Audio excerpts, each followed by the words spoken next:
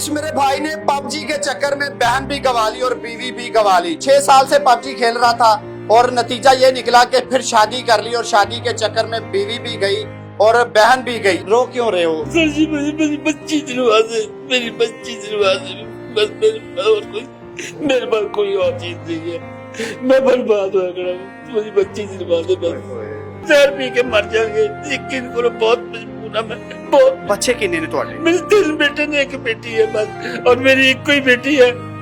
मेरे भाई 6 भाई है, 6 से 1 साड़ी मेरी बच्ची है, 6 भाइयों साड़ी मेरी बच्ची भी एक ही है। तो पूरी दुनिया देख मेरी कायनात लुटी गई है, मेरी कायनात लुटी गई है, पूरी दुनिया सर जी ਤੁਹਾਨੂੰ देख रही है। मेरी कायनात लुटी गई है।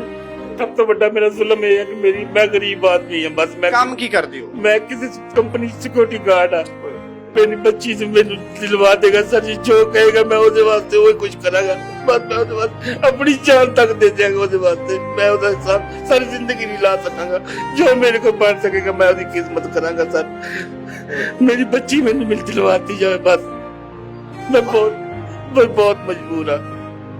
खुदा की कसम मेरे हाथ कांप रहे हैं। भाई जी साहब आपको बच्चा होगा वास्ता है, आप अल्लाह को मानते तो मेरी बच्ची मुझे दिलवा दे। भाई जी साहब मेरे नवाज साहब आप गवर्नर सदर वजीर आला है, आप मेरी कोई हेल्प कर दे, मेरी कोई हेल्प नहीं कर रहा, मैं 2.5 माह से जलील हो रहा हूँ, मेरी कोई इदारा नहीं सुनता, कोई इदारा नहीं सुनता, मैं कहाँ जाऊँ? माँ जी किस तरह वक्त गुजर रहा? बेटी कोई ये भाई दस रहे ने वो भी नहीं रही, किस तरह टाइम पास हो रहा? मां नूं ते नींद नहीं आती ना, बाप दा हाल है, तुहाडा की हालत हो रही होगी? मेरे को तो इंसाफ भी नहीं आ कि मेरा की हाल है। सारी रात दुआ च गुजरती है, इबादत च गुजरती है, सारा दिन की दुआ कर दियो मैनू दसो जरा की दुआ कर मेरी बेटी बन जाए, बस मेरी बेटी मिल जाए मैंने। ते जिन्हां ने तुहाडी बेटी लभ के देनी उन्हां वास्ते की दुआ कर दियो या बददुआवां कर दियो, या उन्हां ने तुहानू की किया? पुलिस वाले सानू इन्ना क जलील कीता कि भाई साहब तुहानू दस नहीं सकदी कि साडे नाल उन्होंने की कीता। उन्होंने उत्ते जाके अगर उस वे साडा एक अकरम विकना चाहंदा ना ते उस साडी बेटी लभ जांदी। कब से आप पबजी खेल रहे थे? 6 साल। 6 साल से पबजी खेल रहे थे। फिर लड़की के साथ राब्ता कब से हुआ? 3 साल पहले राब्ता हुआ उसके साथ। ठीक है। दोस्त के साथ, दोस्त की बीवी है उसके साथ वो गेम खेलती थी। ठीक है। तो वो दोस्त वगैरह साथ खेलते थे, तो उस टाइम राब्ता शुरू हुआ। ठीक है। फिर बीवी आपकी वो कब से बनी, कैसे आपने वो शादी की, ये जरा मुझे समझाओ। आज से फरवरी के टाइम पे जब भाइयों की शादियां हुई ना, तो उस टाइम उसने 15 दिन बाद ये कहना शुरू कर दिया कि उसके घर वाले उसका सौदा कर रहे हैं, अच्छा, उसको बेच रहे हैं। तो आप इतने खुदा तरस थे, फिर आपको तरस आ गया उस लड़की पे?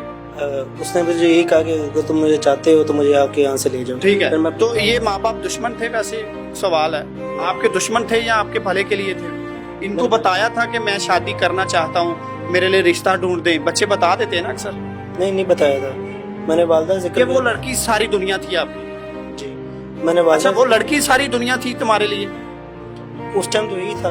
अच्छा, इनका नहीं सोचा था? फिर इनका सोचा था, इन्होंने मना कर दिया, तो उसका मैं रुक जब मना कर दिया था तो फिर मना होना चाहिए था ना? मैं मना हो गया था, लेकिन उसके बाद जून के महीने में अब फायदा 5 लाख भी दे दिया, बहन भी गई, एक ही चिराग था घर में, एक ही नेमत थी, वो भी गई। माँ को दिल करे हार्ट अटैक हो जाए, बाप मर जाए, क्या करना ऐसी औरत का, ऐसी बीवी का जो सारा खानदान उजाड़ दे? उसका तो क्या ही करना, मुझे बस एक ही दरख्वास्त है, मेरी बहन मुझे वापस ला वो दे। गलती ऐसी नहीं करते ना मेरे भाई, पहले बता देते, हो सकता है उससे खूबसूरत आपको लड़की मिल जाती।